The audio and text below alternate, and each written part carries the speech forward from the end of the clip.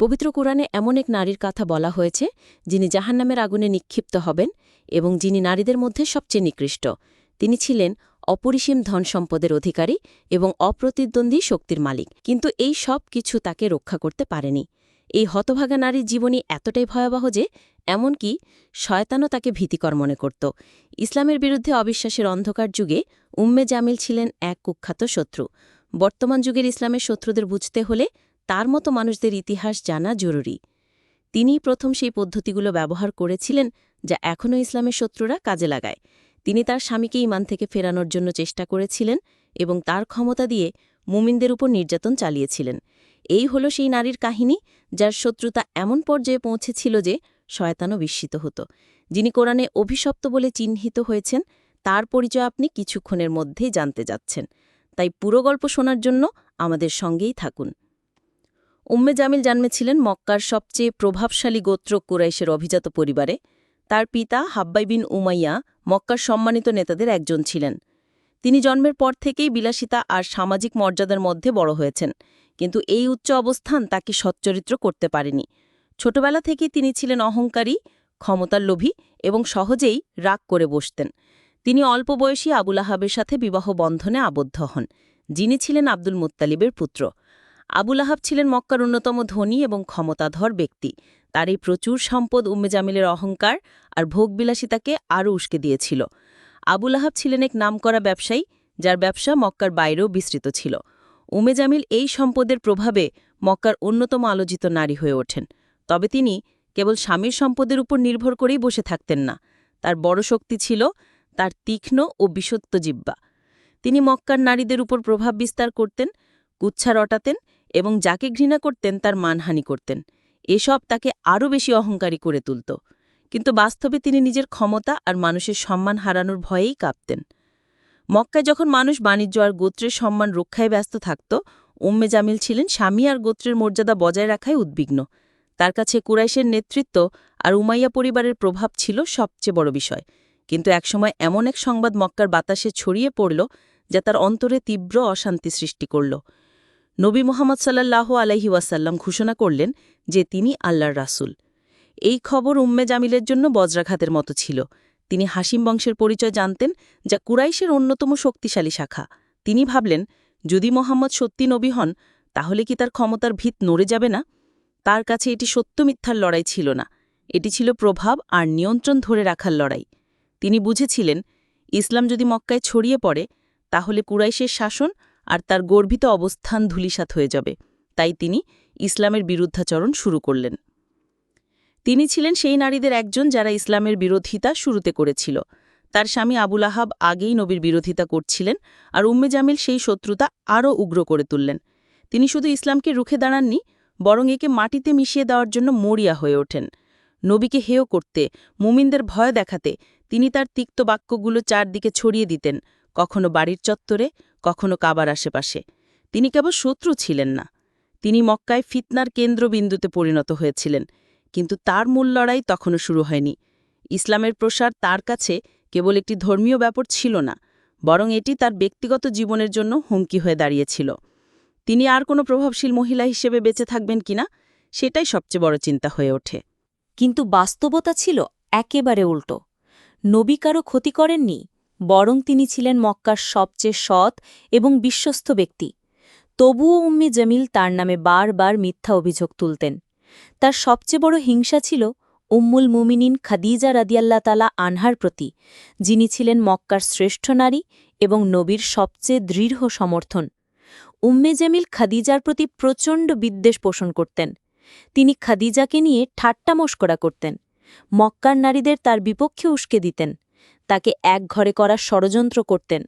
নারীদের হুমকি দিতেন, যদি তারা খাদিজার সঙ্গে মেশে তবে তাদের সমাজচ্যুত করা হবে। কিন্তু খাদিজার ধৈর্য আর অটল ঈমান উম্মে জামিলের সব ফাঁদ ব্যর্থ করে দিত। তার অন্তরে নবীর প্রতি যে ভালোবাসা ছিল, তা উম্মে জামিলের রাগ ঘৃণাকে অতিক্রম করত। উম্মে জামিল কেবল কথা বলেই থেমে থাকেননি, ইসলামকে থামানোর জন্য হাত পা ছড়িয়ে দেন। তিনি নতুন মুসলমানদের ভয় দেখিয়ে ইসলাম তাকে বাধ্য করতে চাইতেন। কুরাইশ নেতাদের উত্তেজিত করতেন মুসলমানদের উপর নির্যাতন বাড়াতে, নবীর পথে পাথর কাটা দিছিয়ে তার ক্ষতি করতে চেষ্টা করতেন। লোকদের উৎসাহ দিতেন যাতে মুসলমানদের বাণিজ্যিক ও সামাজিকভাবে বর্জন করা হয়। একবার নবী কাবার কাছে নামাজে দাঁড়ালে আবুল আহাব ও উম্মে জামিল লোকজনকে নির্দেশ দিলেন তার দিকে নোংরা জিনিস ছুঁড়তে। তারা নবীর সম্মানহানি করতে বিন্দুমাত্র সংকোচ করেনি। তবুও মুসলমানদের সংখ্যা দিন দিন বেড়েই চলল। এতে উম্মে জামিল আরও ক্ষিপ্ত হয়ে উঠল। তখন সে নবীকে হত্যার ষড়যন্ত্র শুরু করল। বছরের পর বছর সে ইসলামের অন্যতম প্রধান শত্রু হিসেবে পরিচিত ছিল। শুধু মক্কার অলিগলিতে নয়, তার নাম লিপিবদ্ধ হল কোরআনের চিরকালীন অভিশাপ হিসেবে। আবুল আহাব ও উম্মে জামিল ইসলামের অগ্রযাত্রা থামাতে আরও হিংস্র হয়ে উঠেছিল। কিন্তু তারা যাই করুক, আল্লাহর সত্য বিজয়ী হয়েই থাকল। একদিন নবী সাফা পাহাড়ে দাঁড়িয়ে কুরাইশদের ডাক দিলেন, বললেন, হে কুরাইশ, যদি আমি বলি এই পাহাড়ের পেছনে এক বাহিনী আক্রমণের জন্য প্রস্তুত, তোমরা কি আমাকে বিশ্বাস করবে? সবাই বলল, হ্যাঁ, তুমি তো কখনো মিথ্যা বলনি। তখন নবী জানালেন, আমি তোমাদের এক মহাশাস্তির আশঙ্কা জানাচ্ছি। চারপাশ নীরব হয়ে গেল। এই ছিল ইসলামের প্রথম প্রকাশ্য আহ্বান। আবুল আহাব ক্রোধে চিৎকার করে বলল, ধ্বংস হোক তুমি, এই কথার জন্যই আমাদের ডেকেছ? তারপর সে চলে গেল। এর জবাবে নাজিল হল সূরা লাহাব। সেখানে বলা হল, অভিশপ্ত হোক আবুল আহাবের হাত এবং ধ্বংস হোক সে। তার ধনসম্পদ কিছুই তাকে বাঁচাতে পারবে না। সে জ্বলবে আগুনের লেলিহান শিখায়। আর তার স্ত্রী, কাঠ বহনকারিণী, তার গলায় থাকবে পাকানো দড়ি। এই সূরার বাণী উম্মে জামিলের রাগকে আরও বাড়িয়ে দিল। তার কাছে মনে হলো এটি তার মৃত্যুর ঘোষণা। মক্কার মানুষ তার পরিণতি নিয়ে কথা বলতে শুরু করল। কুরাইশের অনেকেই তাকে নিয়ে বিদ্রূপ করল।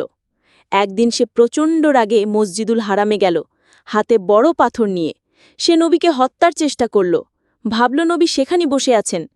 আবু বকর রাদিয়াল্লাহু নবীর পাশে ছিলেন, কিন্তু আল্লাহর কুদরতে উম্মে জামিল নবীকে দেখতে পেল না। সে আবু বকরের দিকে তাকিয়ে চিৎকার করে বলল, তোমার সাথী কোথায়? আমি তাকে শেষ করতে এসেছি। সে মিথ্যা আর জাদু দিয়ে আমাদের মধ্যে বিভেদ সৃষ্টি করেছে। আবু বকর শান্ত ছিলেন। আল্লাহ নবীকে তার দৃষ্টির আড়াল করে দিয়েছিলেন। উম্মে জামিল রাগে পাথর ফেলে চলে গেল। সে বুঝেছিল এই সূরা তার ধ্বংসের খবর নিয়ে এসেছে, কিন্তু তার ক্রোধ আল্লাহর ফয়সালা বদলাতে পারেনি। সূরা লাহাবের অবতরণ আবুল আহাব ও উম্মে জামিলের জন্য মহাবিপদ হয়ে দেখা দিল। তারা ইসলামের অগ্রযাত্রা থামাতে যা যা করা সম্ভব সব করেছিল। আবুল আহাব মুসলমানদের উপর ৩ বছরের কঠিন সামাজিক ও অর্থনৈতিক বয়কট চাপিয়ে দিয়েছিল। মুসলমানরা তখন অশেষ কষ্ট ভোগ করেছিল, কিন্তু তবু আল্লাহর নূর তারা নিভিয়ে দিল পারেনি। তাদের অত্যাচার তাদের নিজেদের ধ্বংসের কারণ হল। শেষমেশ আবুল আহাব এক ভয়ঙ্কর রোগে আক্রান্ত হল। তার শরীর থেকে এমন দুর্গন্ধ ছড়াল যে কেউ কাছে যেতে সাহস করল না। কুরাইশের লোকরাও তাকে দূরে সরিয়ে দিল। সে একা ব্যথায় কাতরাতে কাতরাতে মারা গেল। উম্মে জামিল যে বছরের পর বছর তার সঙ্গী ছিল, সেও তাকে ছেড়ে দিল। তার মৃতদেহ মাটিতে পড়ে থাকল। শেষ পর্যন্ত কিছু লোককে অর্থ দিয়ে রাজি করিয়ে তার দেহ গর্তে ফেলে পাথর চাপা দেওয়া হল। তার ধন সম্পদ, মান মর্যাদা, অহংকার সব মাটি হয়ে গেল। আবুল আহাবের মৃত্যুর পর উম্মে জামিলও নিঃশেষ হতে শুরু করল। যে নারী একসময় মক্কার প্রভাবশালী নারী ছিলেন, তিনিই হয়ে গেলেন দুর্বল আর অসহায়। মানুষ ফিসফিস করে বলত, সূরা লাহাবের অভিশাপ তার উপরে নেমে এসেছে। তবুও সে মুসলমানদের বিরুদ্ধে বিদ্বেষ ছড়ানো বন্ধ করেনি। শেষ পর্যন্ত তার শেষও হল করুণভাবে। কেউ বলতো সে বড় পাথরের নিচে চাপা পড়ে মারা গেছে, কেউ বলতো দড়ি তার গলায় পেঁচিয়ে শ্বাসরোধ করা হয়েছে। সূরার বাণী বাস্তবে পরিণত হল। আবুল আহাব ও উম্মে জামিল ভেবেছিল তাদের সম্পদ আর শক্তি তাদের রক্ষা করবে, কিন্তু তারা আল্লাহর শাস্তি থেকে বাঁচতে পারেনি। তাদের জীবন শেষ হল লজ্জা, কষ্ট আর চিরকালীন শাস্তির প্রতিশ্রুতিতে। এই গল্প কেবল তাদের নয়, এটি প্রতিটি অবিশ্বাসী আর জালিমের জন্য শিক্ষা। হে আল্লাহ, আমাদের হৃদয়কে সেই অন্ধকার থেকে রক্ষা করো। আমাদের নবীর সৎ পথে রাখো। ঈমান, ন্যায় ও উত্তম চরিত্রে জীবন কাটানোর তৌফিক দাও। অহংকার, হিংসা, বিদ্বেষ থেকে আমাদের অন্তরকে পবিত্র রাখো। আমিন।